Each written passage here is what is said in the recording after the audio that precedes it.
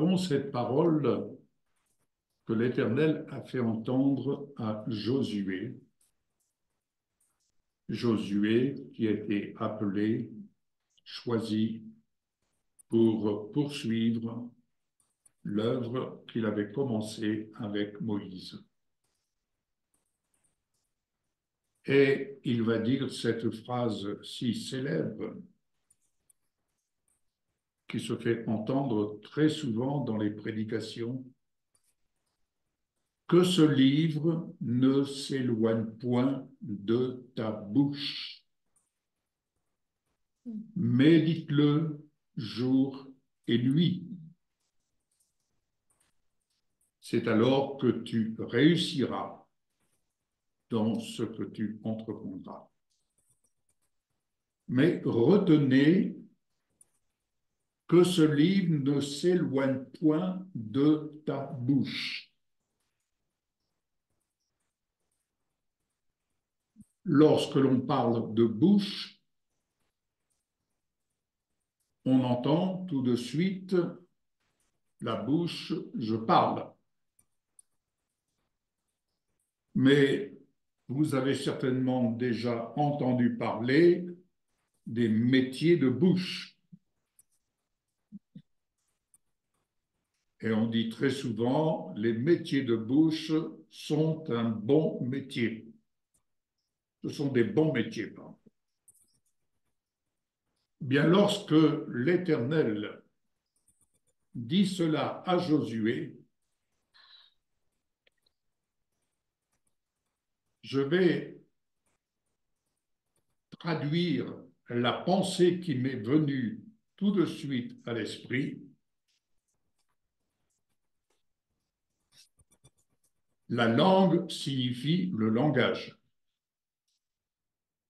La bouche signifie se nourrir. Alors, voici ce que nous allons voir dans l'Évangile de Jean, chapitre 15, à partir du verset 4. Je m'adresse à des gens nés de nouveau, mais je m'adresse également à des personnes qui ne sont pas nées de nouveau.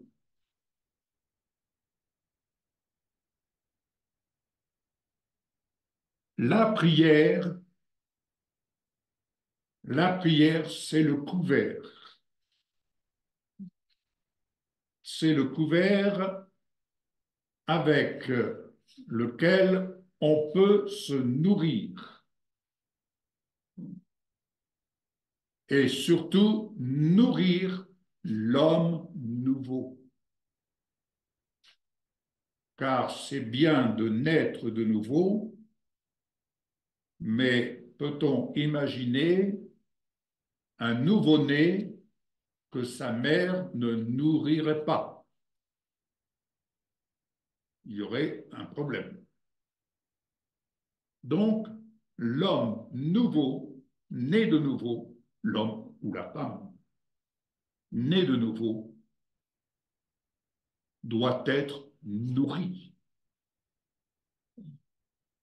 Et doit être nourri avec la parole. Ainsi, nous lisons dans l'Évangile de Jean chapitre 15, et je vais lire jusqu'au verset 4, c'est Jésus qui parle, et je dirais Jésus, le maître d'œuvre. Il dit, je suis le vrai cep, et mon Père est le vigneron.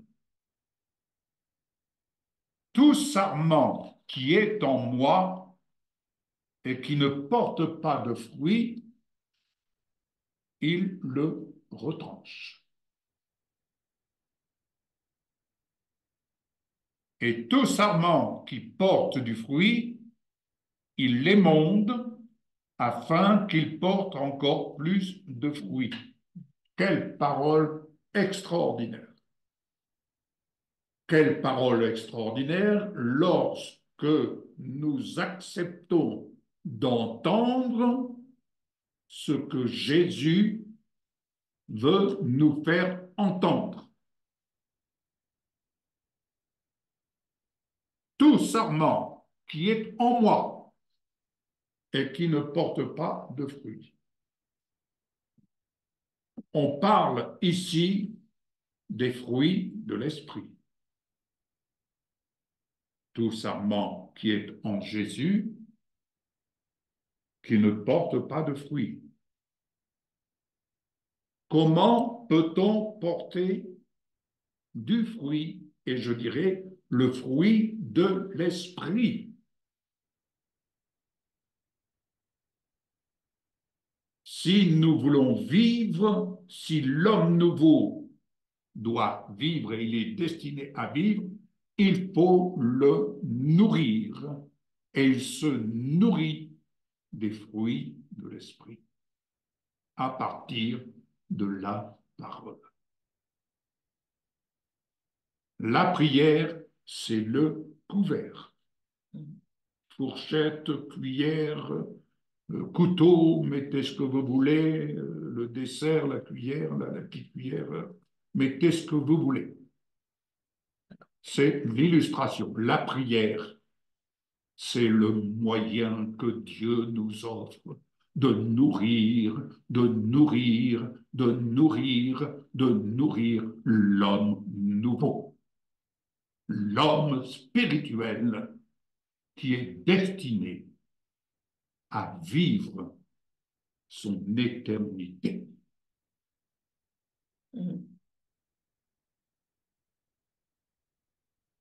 Au verset 4, Jésus dit quelque chose là aussi qui doit éveiller notre esprit. Il dit, demeurez en moi et je demeurerai en vous.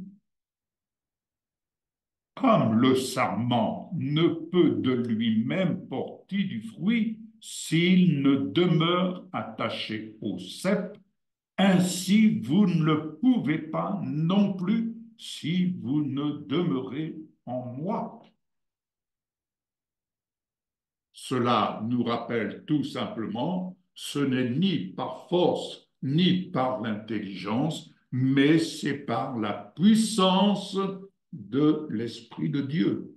Et la puissance de l'Esprit de Dieu est dans la parole de Dieu avec laquelle et par laquelle le monde a été créé. Ainsi, demeurer en Jésus, c'est une chose, mais si la prière, et si la prière ne nous aide pas, nous n'utilisons pas ce moyen pour parler le langage de Dieu qui nourrit l'être spirituel, à un moment donné, il y a une distance qui s'accentue tous les jours dans la relation de l'être spirituel avec son Dieu.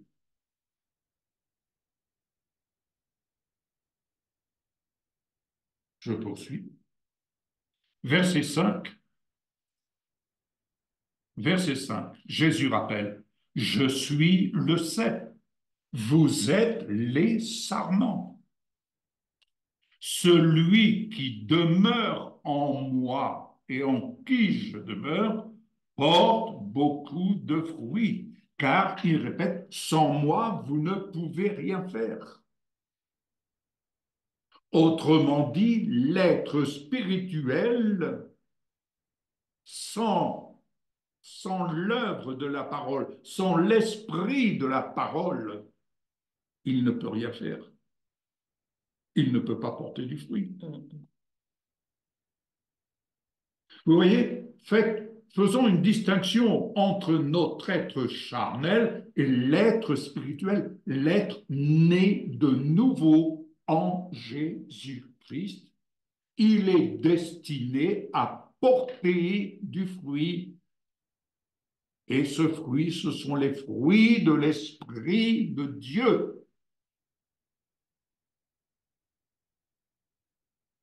Poursuivons notre réflexion.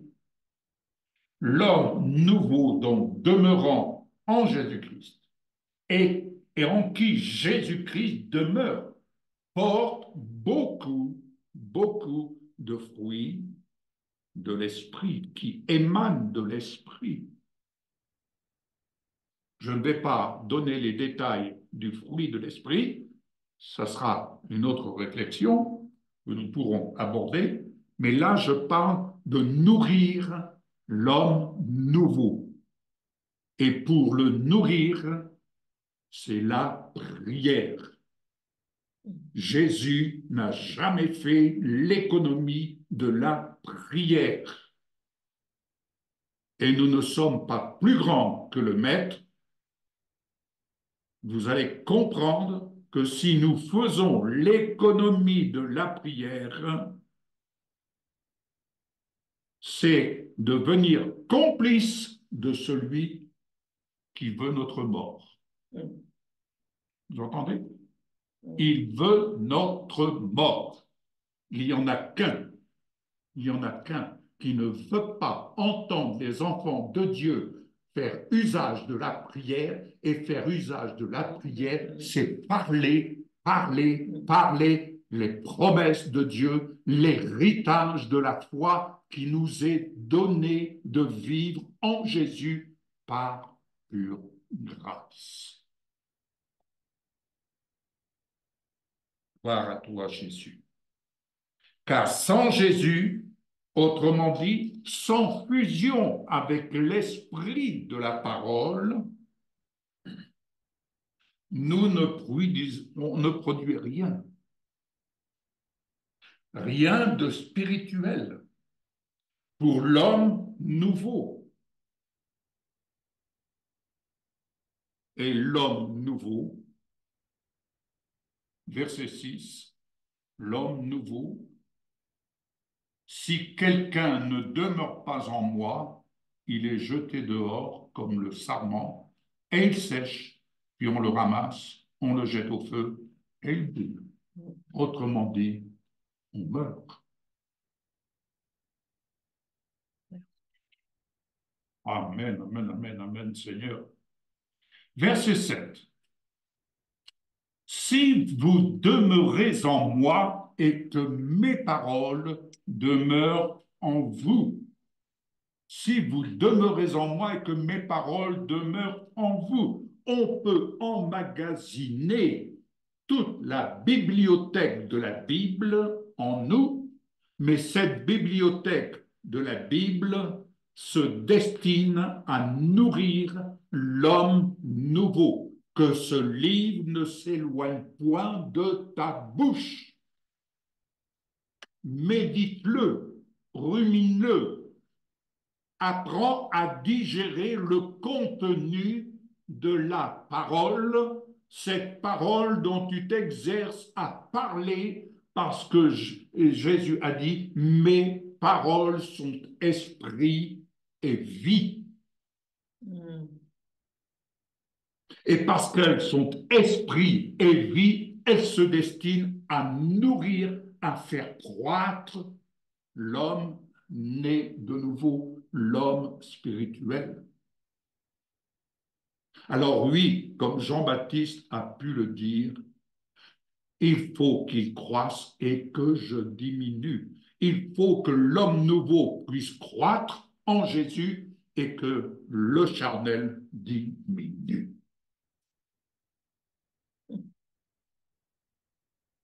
Alléluia, alléluia, alléluia. Donc, se nourrir de la parole, c'est exprimer de notre bouche ce que Jésus est venu nous dire, ce que nous sommes en lui, ce que nous sommes en lui devant le Père. Ainsi, on se fortifie dans l'esprit en reconnaissant ce que Jésus a accompli pour nous, c'est-à-dire, quand je dis pour nous, pour l'être nouveau, pour l'être spirituel que nous sommes devenus en lui. nous reconnaissons, nous acceptons, et l'homme charnel fléchit, fléchit, fléchit devant l'œuvre de Jésus accomplie à la croix. Ce n'est pas l'homme charnel qui décide, ce n'est pas l'homme charnel qui a priorité, c'est l'homme né de nouveau qui prend les décisions conformément au désir de Dieu révélé en Jésus-Christ. Amen. La grâce qui nous est faite de pouvoir ainsi faire usage de la prière, comprenons pourquoi faire usage de la prière. Dans les 4 premiers chapitres de la Genèse, à l'origine, Adam et Ève n'avaient pas besoin de faire usage de la prière, puisqu'ils vivaient dans une relation intime avec Dieu le Créateur, avec Dieu le Fils et avec Dieu le Saint-Esprit. Ils vivaient dans une parfaite harmonie. Ils vivaient dans l'éclat de la gloire. Ils vivaient l'immortalité. Mais lorsque la chute est arrivée, alors ils ont continué de vivre sur cet éclat de la gloire de Dieu, alors qu'ils étaient devenus nus et qu'ils ont dû être revêtus. Toutefois, ils vivaient encore jusque dans les 4 premiers chapitres de la Genèse, mais c'est un peu comme une batterie qui ne se recharge plus lorsque vous roulez la batterie, elle s'use, et vous n'avez plus de lumière, comme cela m'est arrivé un jour sur l'autoroute en revenant de Paris. Ma batterie ne se rechargeait plus, la courroie était cassée. Donc, imaginez la courroie qui permettait la communication, la relation avec Dieu, permettait à Adam et Ève à l'origine de vivre constamment dans cette présence glorieuse, mais le jour où cette communication a été coupée, la courroie cassée, eh bien, ça fait exactement le même effet que j'ai vécu. Lorsque je roulais la nuit, je n'avais plus d'éclairage. Et pour pouvoir rentrer chez moi, j'ai dû suivre une voiture qui a compris ma détresse et je le suivais par un beau clair de lune, mais je le suivais les regards fixés sur les feux rouges de son véhicule. Donc, on peut suivre les autres, bien-aimés, on peut suivre les autres en ayant les regards fixés sur ce qu'ils représentent et qui nous assurent plus ou moins la direction, mais nous avons notre responsabilité. Et c'est dans la Genèse 4, 26 que pour la première fois, Seth vont devoir maintenant invoquer le nom de l'Éternel pour obtenir sa faveur.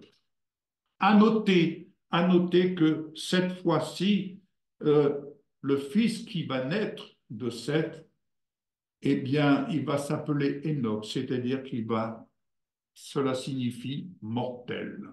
Oui, là, l'homme est devenu véritablement mortel. Et c'est ainsi que nous sommes, nous aussi, au nombre des mortels. Mais c'est une grâce que l'homme naît de nouveau. Lorsque nous naissons de nouveau, nous avons la grâce, par le moyen de la prière, de parler le langage de la parole et de nourrir inlassablement l'homme né de nouveau, l'être spirituel que nous sommes. Et non pas occasionnellement, mais chaque jour, l'homme spirituel a besoin de sa nourriture.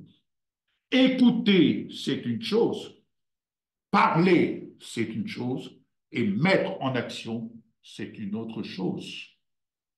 Alléluia.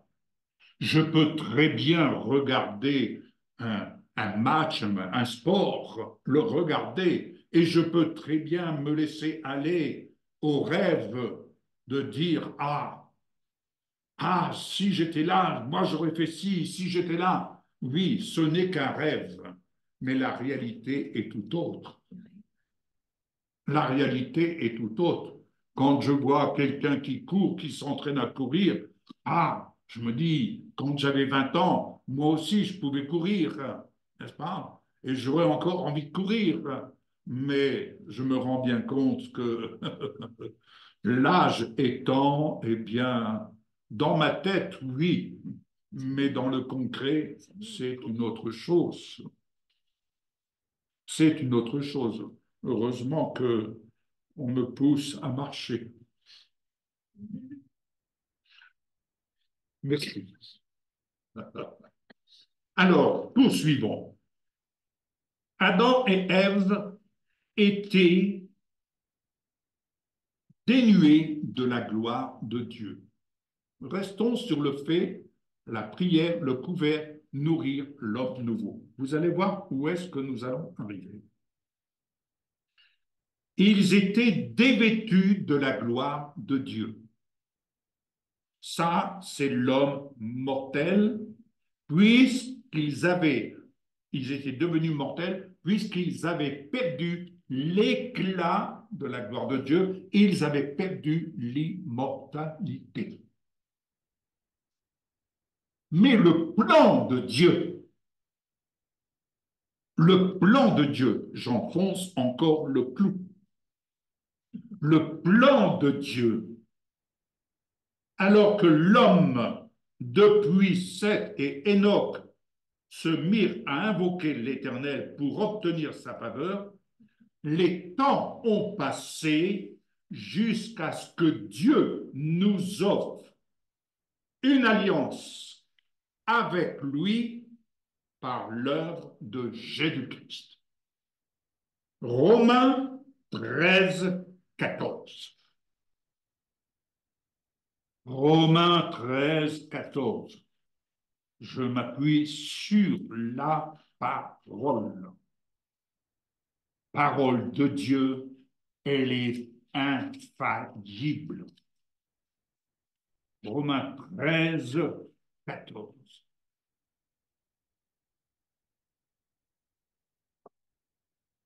Je vais peut-être lire.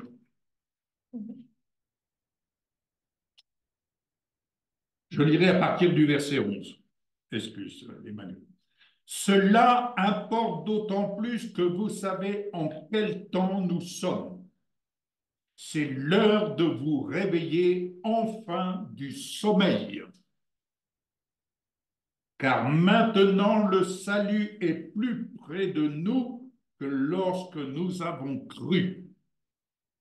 Dépouillons-nous donc des œuvres des ténèbres, c'est-à-dire des œuvres de la chair, et revêtons les armes de la lumière, marchons honnêtement comme en plein jour, loin des orgies, de l'ivrognerie, de la luxure, de la débauche, des querelles, des jalousies. Mais, revêtez-vous du Seigneur Jésus-Christ et n'ayez pas soin de la chair pour en satisfaire les convoitises.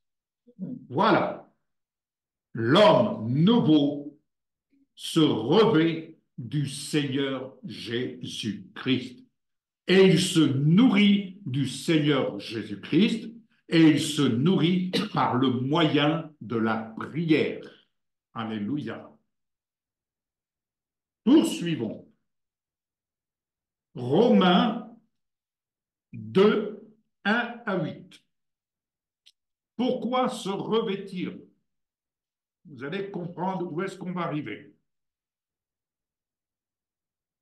Romains 2 à 8, Romains 2, verset 1. J'ai bien dit 1 à 8. Oui. Ô homme, qui que tu sois, toi qui juges, tu es donc inexcusable. Car en jugeant les autres, tu te condamnes toi-même, puisque toi qui juges, tu fais les mêmes choses. Nous savons en effet que le jugement de Dieu contre ceux qui commettent de telles choses est selon la vérité. Autrement dit, quand on marche en dehors des clous, on marche à côté de nos pompes. C'est aussi simple que cela, aussi cru que cela.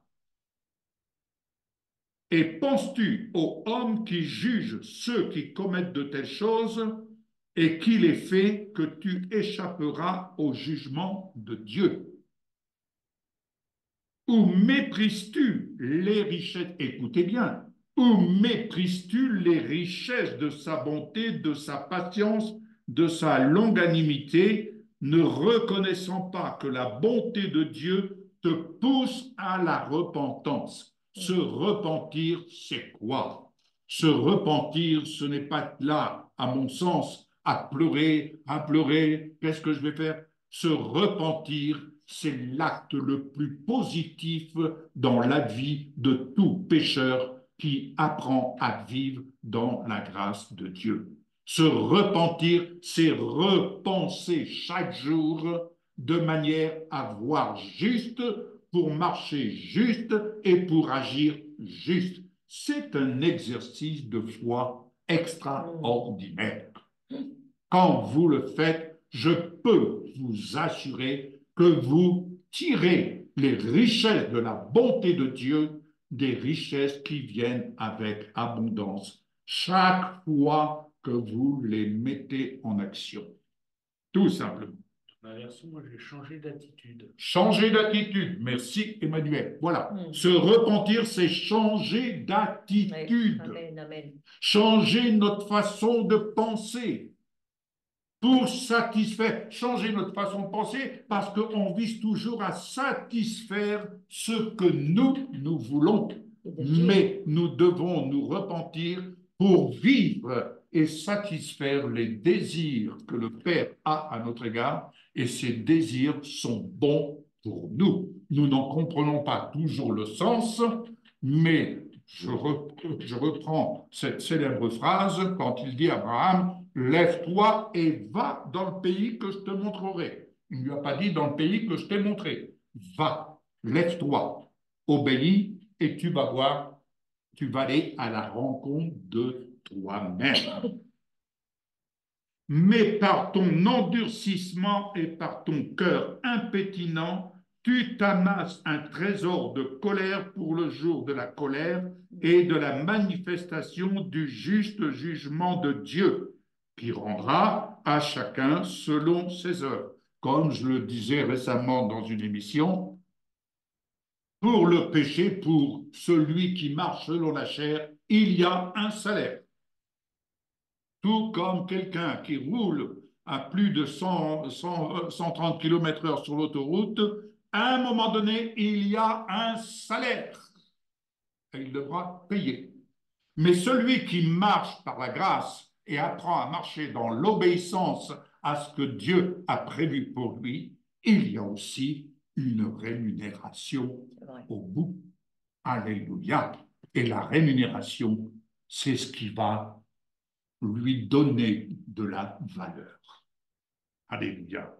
Mais écoutez bien, il réserve, c'est ce verset que je voudrais que vous puissiez souligner, il réserve la vie éternelle à ceux qui, par la persévérance à bien faire, cherchent l'honneur, la gloire et l'immortalité. Alléluia. Mais l'irritation et la colère à ceux qui, par esprit de dispute, sont rebelles à la vérité et obéissent à l'injustice. Je dis toujours, pour moi, la mort est une injustice. C'est une injustice flagrante parce que Dieu, dans sa grâce infinie, dans son plan, nous destine, j'en suis persuadé, il nous destine à vivre notre éternité au même titre qu'Adam et Ève vivaient l'immortalité. Ils n'étaient pas destinés à mourir. L'homme n'était pas destiné à mourir, mais à vivre éternellement. Oh, là ici, je suis sûr que ça bouillonne, mais laissez bouillonner, mais réalisez et recevons dans notre cœur ce que l'Esprit du Seigneur en ce jour veut nous révéler et surtout attirer notre attention sur le but, sur le pays dans lequel nous sommes appelés à vivre notre éternité. Alléluia. Ainsi, honneur, gloire et immortalité. Romains 6, versets 3 et 4. Oh, que c'est extraordinaire ça. Vraiment, vous ne pouvez pas savoir ça.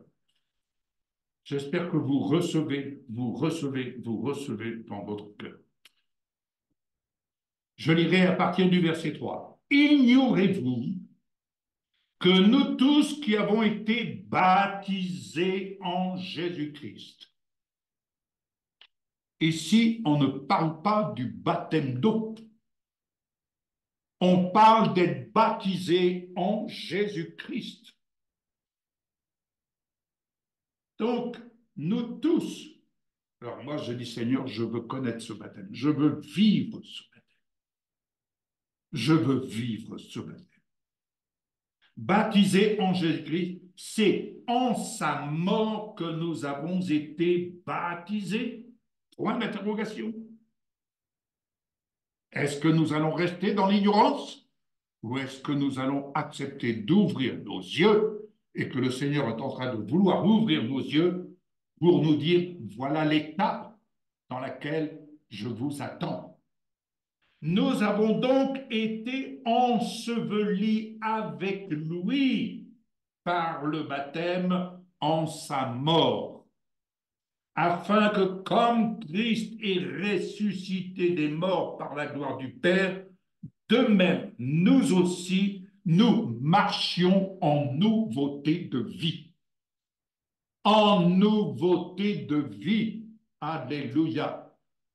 Voilà la raison pour laquelle nous connaissons une telle dualité dans notre vie entre le charnel et le spirituel. Il nous faut favoriser à tous égards l'être nouveau, l'être né de nouveau en Jésus-Christ. Amen. C'est lui qui a la priorité et qui est destiné à vivre le plan divin. Amen.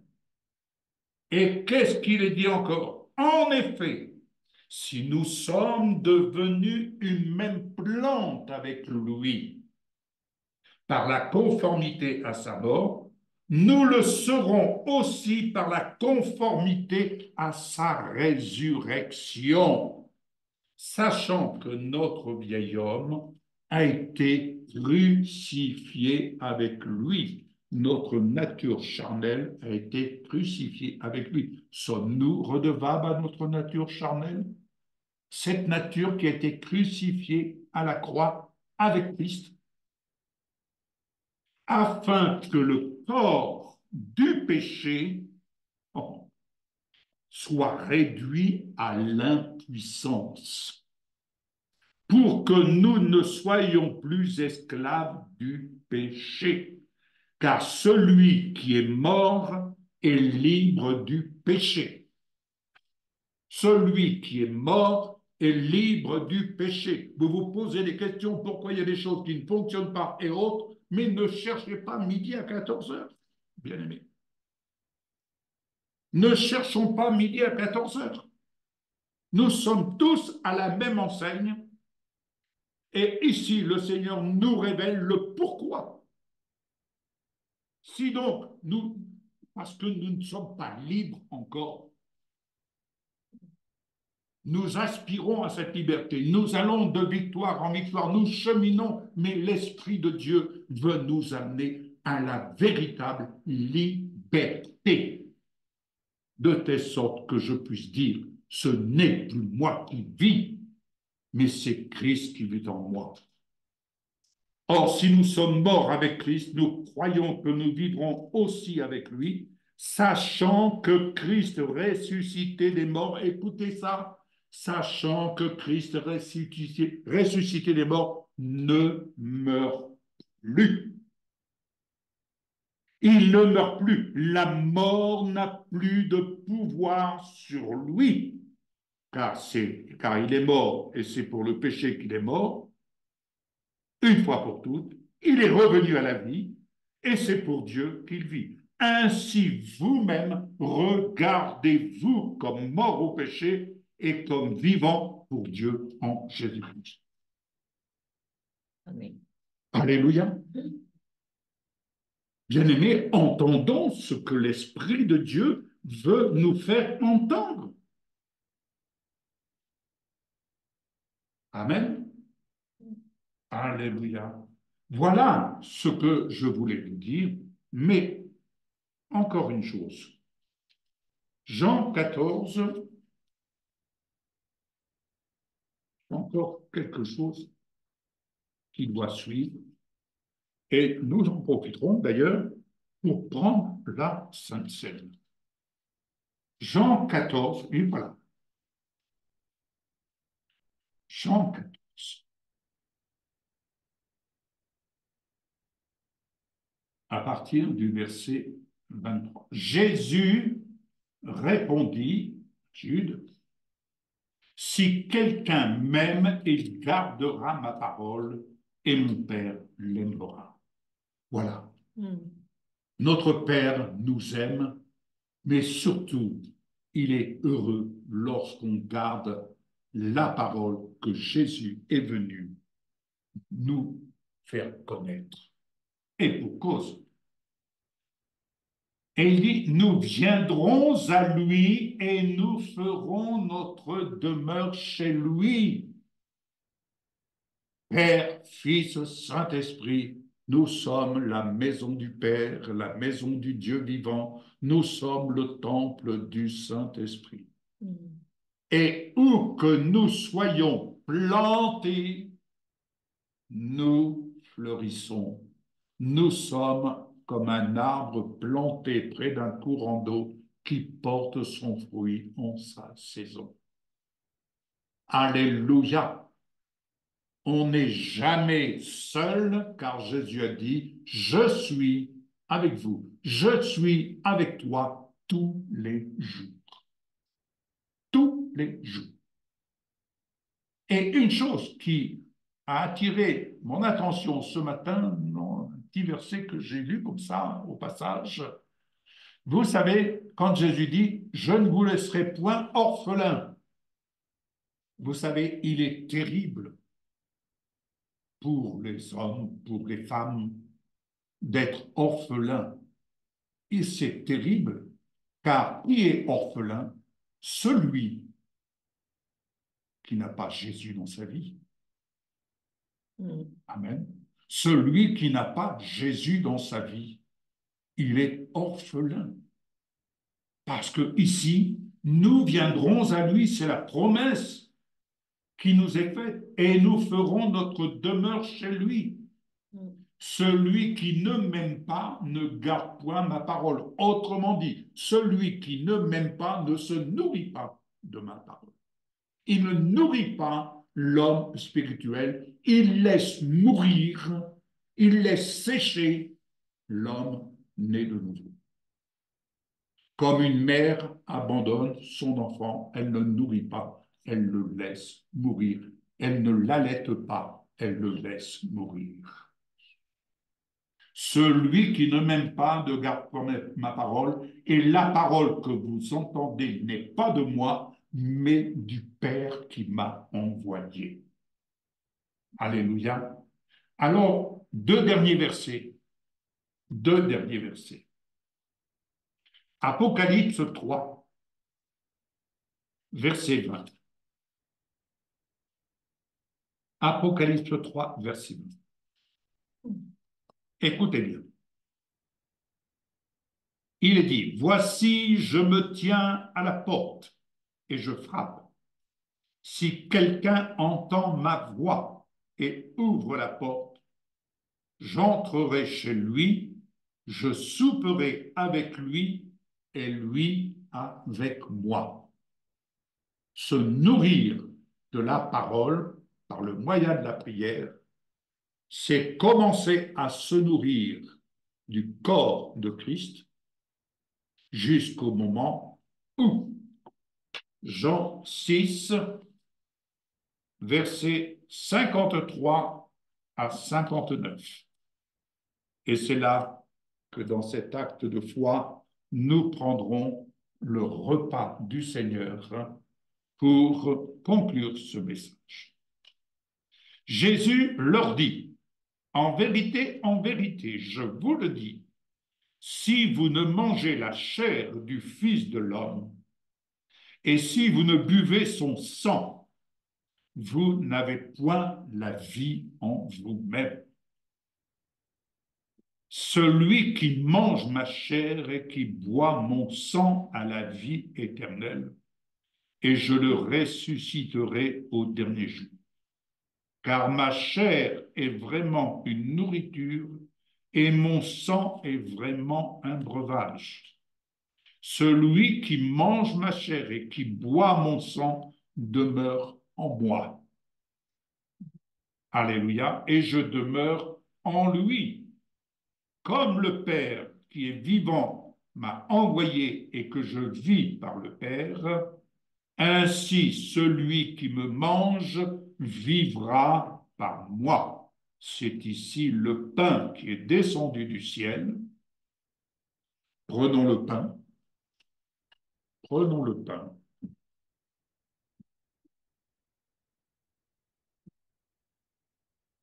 Alléluia. Dans cet acte de foi,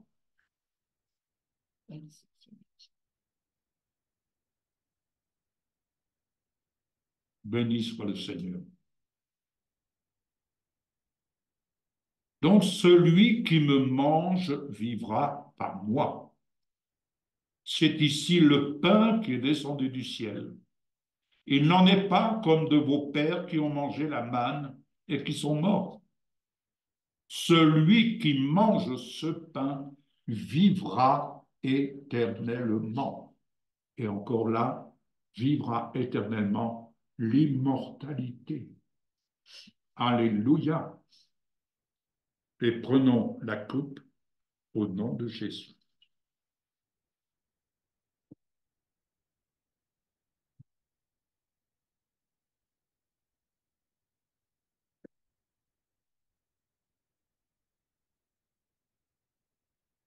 Merci pour ta parole, Seigneur. Béni soit le nom de Jésus pour ce que ton esprit nous enseigne. Nous voulons repenser notre vie et surtout favoriser la croissance de l'homme né de nouveau. Que nous sommes des êtres nés de nouveau, et béni soit ton nom pour ceux qui, en écoutant cette exhortation, viennent à toi et tu les attires à toi afin qu'ils naissent de nouveau et qu'ils puissent croître dans le plan qui a été prévu pour notre plein salut.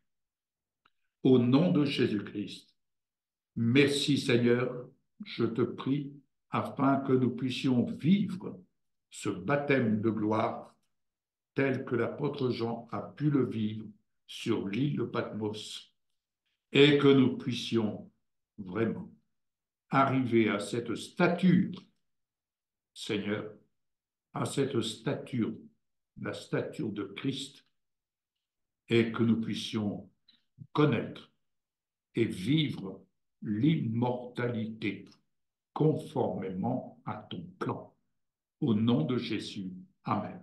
Amen. Alléluia. Oui, moi, j'aimerais ajouter quelques petites réflexions qui me sont venues en t'écoutant. Vas-y, vas-y, petite sœur. D'abord, tu parlais de la repentance. Et le mot en hébreu pour repentance, c'est faire teshuva. Et faire teshuva, ça veut dire faire retour. Faire retour. Mais retour vers quoi? Retour vers le Père et Oui, retour vers ce que nous étions en Éden.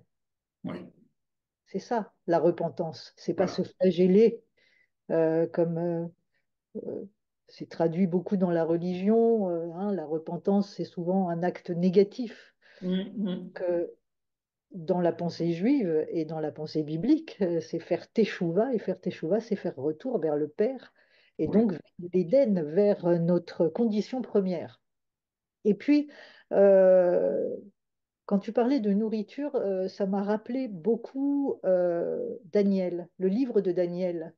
Quand oui, ils ont été emmenés en exil, Daniel et ses trois camarades, ils étaient quatre, donc, c'est au moment où le peuple d'Israël, elle, a été emmené en exil par Nebuchadnezzar, c'était en 586, hein, avant Jésus.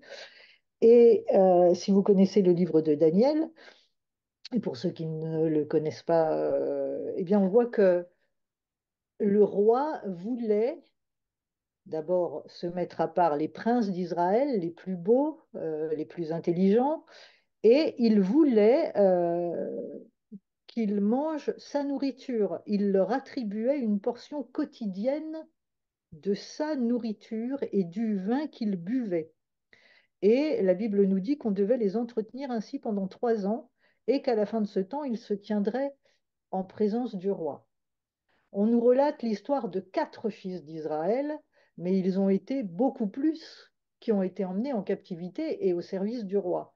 Mais ce qu'on note, c'est que seulement quatre d'entre eux ont refusé la nourriture du roi.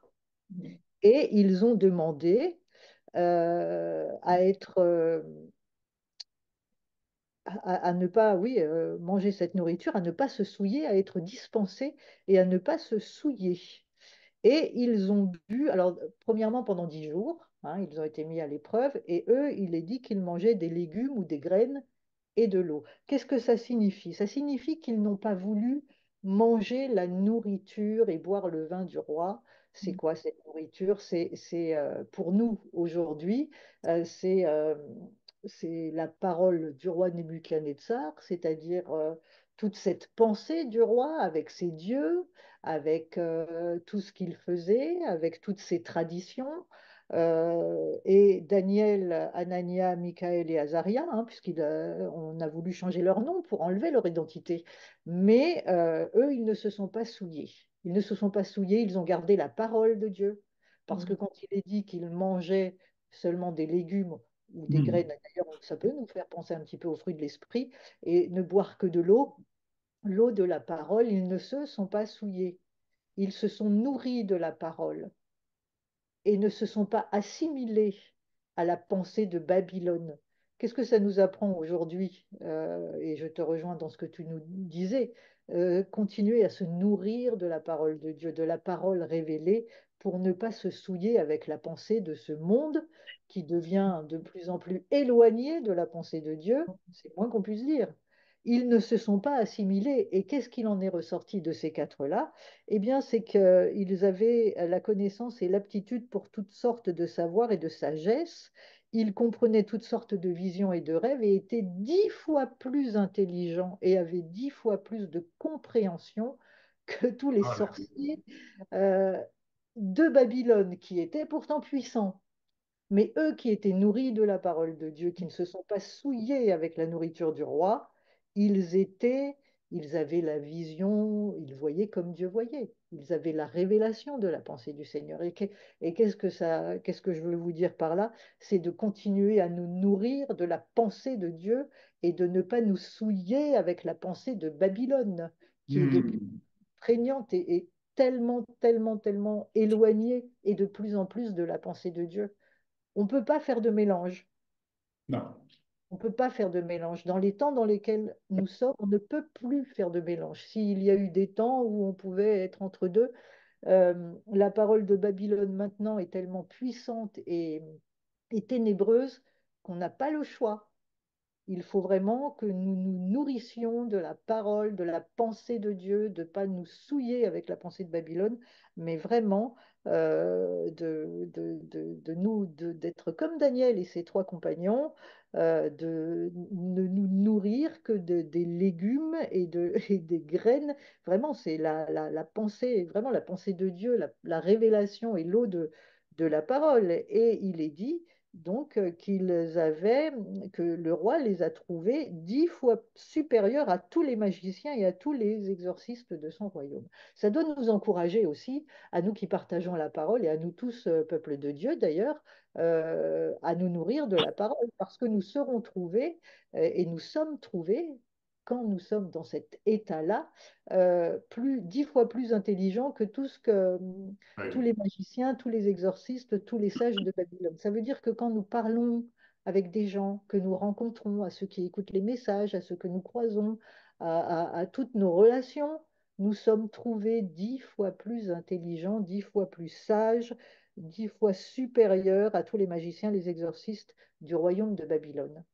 Vraiment que ça nous encourage à nous nourrir de la parole de Dieu, parce que ce qui sortira de notre bouche, c'est le feu de la parole de Dieu qui va toucher les gens, qui va les changer, qui va leur faire du bien.